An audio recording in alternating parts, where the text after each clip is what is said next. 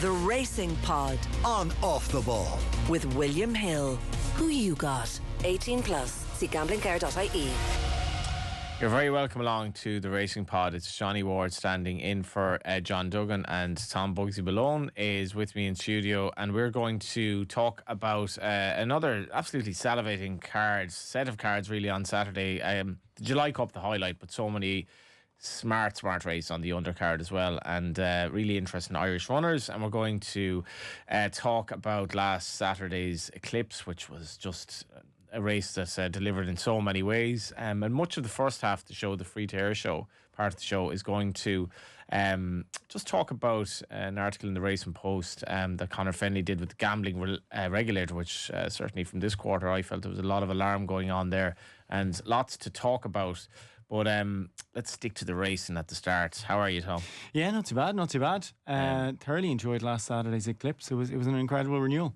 It was an incredible renewal. Not trying to get the trumpet out here, but it was a race JD and I managed to call quite well. In some respects, we were right, but we were wrong. Thought Delacroix would make the run-in. He certainly didn't do that. Yeah, well, I mean, you weren't the only ones. It seemed like Ryan Moore and Aidan O'Brien thought they would make the running as well, right until the gates opened. So, that wasn't not like it was a totally incorrect call. We speculated beforehand. I certainly speculated that the lack of a pacemaker could be problematic for both Godolphin horses, but particularly the hot favourite Ombudsman. And that's turned out to be the case, I felt. Ombudsman was probably flattered by Royal Ascot. The race fell apart a bit, even though he was a little bit unlucky in the run. And then, this is why I love racing. It's like you don't know what's going to happen the next day. It was a 6-runner race. It was somewhat muddling. And Ombudsman, he might well win the race if it were run tomorrow, but he didn't win on Saturday. Yeah, he didn't win when it mattered most, and there was sort of little videos in the paddock afterwards, and you saw William Buick and John Gosden having what looked like a pretty heated discussion. So, what would you have done? Okay, if you're William Buick, what do you do differently? It's very difficult to say what he could do differently, because they went a bit of a crawl, and then he just ended up in front. He couldn't sit. You can't sit and wait. And then he went and looked like won the race. Delacroix was hopeless. Delacroix hit 350 to 1 in running. No way. You're talking about the horse, and even you pause the video and look back about a furlong and a half. No, it's probably 2.5 furlongs out. Like, he's 3 lengths last because Camille Pizarro has pinned him in when he looks to go for his initial Simeon run. didn't get the memo. Yeah, Simeon, credit to the integrity of the sport here, because Christophe Simeon certainly did not engage in any team tactics. He didn't give Delacroix anything, so Ryan Moore had to come back off heels, wait for a gap. Effectively, he had to come back around the outside and just trust for a run. And according to his comments afterwards, he wasn't confident until the last sort of 100, 150 yards. Did William Buick do much wrong? Not really. He got beaten. It's not the end of the day. Delacroix is an excellent horse. He's unbeaten over 10 furlongs. He was taken care of in the Derby when he clearly didn't handle things, and lots went wrong. Ryan Moore gave, the horse, I don't know whether Ryan Moore gave him a brilliant ride or the horse got him out of trouble or a combination of the two, but it certainly wasn't plan A, B or C. And, once Delacroix got a clear run, the thing is as well, once you are making ground hand over fist, it was even if he'd got to Ombudsman sooner, maybe Ombudsman would have had a chance to react. Someone gets you over the top like that, there's nothing Ombudsman's never going to react in time to get into a fight like that. It's a very difficult position when you're the jockey in front, and he had long odds on in running, and he just got reeled in very close home. It happens. Something struck me lately. If you're a racing fan listening in, you might agree with this or not agree. And if you're not a racing fan or you're a floating racing fan, maybe you'll have a think about it. There's something about these Saturdays. It's just like the Curragh on the Saturday. I was watching the Curragh at home, the Derby weekend, and I was the Saturday meeting. There was really good analysis of racing TV, but there was really good racing as well.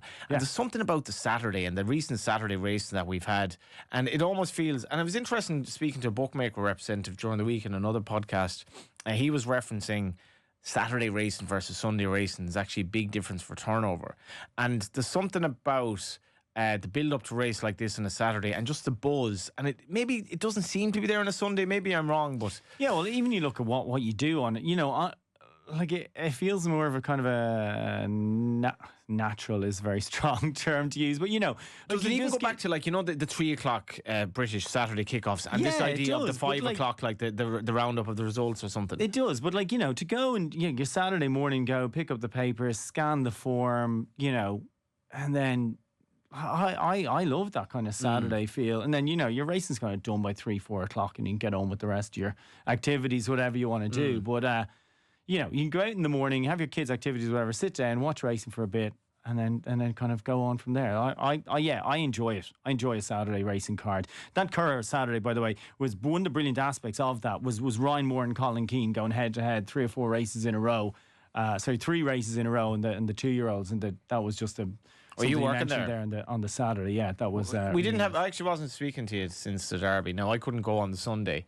And there were lots of favourable reports about it. I do the whole reaction. There's a lot of commentary about the Curragh and I would say Leopardstown at the moment. I've certainly been very critical of Leopardstown.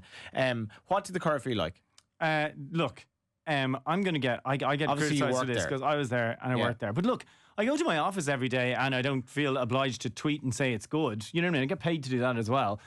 So from my vantage point, the atmosphere over the 3 days was excellent. Obviously, the weather was decent. The crowds were good. There were over 11,000 people in attendance on Sunday.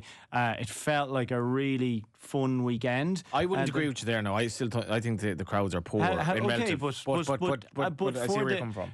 Okay, if you were to put 25,000 people in the Curragh on Sunday, I don't think it would be a brilliant customer experience. Yeah.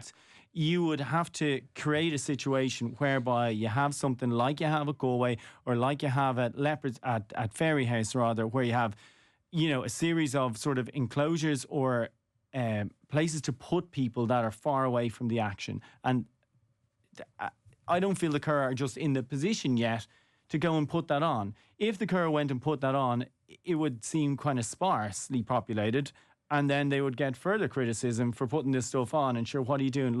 It looks terrible. I feel like they're focusing nicely on the core product at the moment. The people that are getting in through the gate is very strong. And the other aspect of it, there's a couple of little things they put on. They built a new kind of veranda just by the weigh room. It catches the evening sun really nice. There's a brilliant atmosphere I love there. that. And then where they've moved, because obviously they made mistakes in the past, they've moved the owner's pavilion to the top floor. That also has a balcony. And look, the 9-race card drew a lot of criticism, but because of a lot of runners, there were a lot of owners. So that was also buzzing, and that added to the atmosphere. So when you're out in the parade very interesting. That is interesting, because if you're not aware of this, the Curragh's card on Sunday, with a view to essentially betting in Hong Kong, was handy. Which secures extra revenue. Yeah, massive extra revenue. Yeah. So in my view, they made the right call here, because say if it's worth $500,000 extra, whatever it is, it's worth. The Hong Kong betting on the World Pool is worth a lot of money. The card then became quite handicap heavy. There's actually only one group race in the card, which is the Derby. On the other side of that, then you have all these other connections because of a lot of runners. Yeah, so I mean, even in sort of back of the fag packet type calculations, you're talking about at least sort of 200 sets of connections. You know what I mean? Just between the difference that makes, Bugsy. It makes a massive amount of difference, and all those people are highly engaged as well. They're not swanning around doing. They're really engaged in the action, and they're heavily involved, and they seem to all have a nice day. And it was an extra element that I noticed.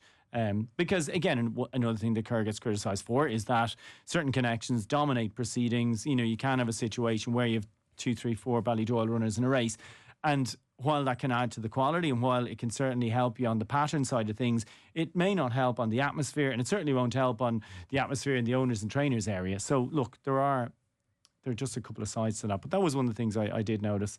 Look, they're doing a lot of work. It does seem to be a gradual process. They seem to be going about things the right way. And look, there is growth there. And look, I got criticised for saying it was good. Kevin Blake, another person who was there on the regular, he thought it was good. There was lots of videos that it was good. The music was a success. People seemed to have a nice time. I thought it was an enjoyable weekend. Striking issue or two from Aidan O'Brien defending it, which was rather unlike him to deviate so far from the script of training horses, but it was quite telling. And I'm slightly torn on this because I feel there's a lot of negativity around racing, but I love going to the Curragh, and I love the quality of flat racing. I love the fact that the Curragh has a facility that's genuinely a world-class modern facility, which you can't really say about other race courses. And I will make this point briefly, and I've made it a couple of times lately. The Curragh redevelopment may have cost a lot. If they tried to do it now, it would probably cost double. Look at the Children's Hospital. Look at everything in this country, how ridiculous it is. At least it's done. It's done, and it's somewhere to go from. Yeah. And you know, flat racing is still a good product. I was at Bellewstown last weekend, and this is a sort of a segue into my next topic here. Because it's 50 years since Barney Curley and Yellow Sam and that incredible betting coup. And betting and racing are like so intertwined. They are basically like linked at the hip. One will not survive. Racing will never survive without betting, in my view. Unless you're in an Arab country where they can just throw oil money at it, it will not survive. This is why I bring up Anne-Marie Caulfield, the chief executive of the new gambling regulatory body in Ireland.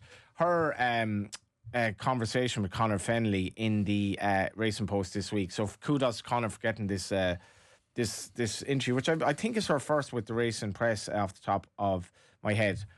There are alarm bells straight away here. Massive alarm bells. The headline is, you say there's an intrinsic link between racing and gambling, but it was the same for snooker and smoking, and they found a way forward. That was one. That's an excellent, and to be fair, I'm putting on my marketing hat, that's an excellent sell for the article, and that's an excellent piece. There's an excellent piece of rage bait and click. You know, Yes. yeah, you're going to Yes. click on that article to find out what on earth she's on about. Yes. Unfortunately, for the point of the article, it would seem that it is not really taken out of context, and it does actually reflect what she seems to think. So she's had you know, this is a difficult job to get into. And Anne-Marie Caulfield's CV, she's, in terms of regulatory experience, she's been had an HR stint as CEO of the Residential Tenancies Board, time as principal officer in the Department of Public Expenditure, and positions on the board of directors at the Heritage Council and other bodies. So she has absolute skin in terms of the game of doing important stuff like this. HRI's own figures in the sort of economic impact of the sport includes those bookmaker turnover figures, includes bookmaker employment. You know, when you look at the kind of, you know, and again, these are the reports that HRI use to ensure that they continue to get the funding, you know, the 80-odd million horse and greyhound fund, which is less than we take in gambling money. It's a separate kind of instance. But, you know, betting funding and horse racing absolutely go hand in glove. And like you said, if horse racing turnover continues to go down, like the Tote contributed less than €2 million, as far as I can gather, to Irish racing last year. And on-course Tote turnover is not, you know, it's not going to keep going. You without using, you know, just using empirical evidence, what you see, the people who are going over the Tote counters are your typical racing fan who are having their couple of euro on the Tote. Like it's not something to look forward to. You know, you say, well, what could Ireland do going forward on this? Could you adapt the model that France have and you just have a, you know, a state-backed monopoly? That will not work over here. There's no way. We're far too out the other way. We are 100%, and like betting shops have been around, you know, for a long time in this country. But I want to defend people who actually like to have a bet here. You know, I'm absolutely conscious of problem gambling. You know, I've been in the racing industry. I'm aware of it. It is a thing. I'm not. There's no denying that. But the bookmakers have absolutely changed their practice, and now we have a situation where the gambling regulator has brought in this rule that you can't have gambling advertising on racing TV, a racing subscription channel where everyone is watching, pretty much betting on it. It's a racing subscription channel. So you're telling me I can't look after my child in the room because if he might just happen to have racing TV on the corner and they might have an ad for gambling. And there's this idea that, oh, sure, it'll be grand. They can just have an advertisement for all other stuff like Cartier, like they can have advertising for everything. Everyone wants to be on racing TV. I don't think the marketing manager at Cartier is throwing racing TV into his media spend mix. Betting companies who have money are happy to advertise their product with good reason on racing TV. Now this has been ruled out. So there's a big problem there for racing TV, which I work for, admittedly. Punters have it so difficult to get bets on now. Like regular people who just would like a regular bet, it's been squeezed to the extent that it's actually turning people off racing.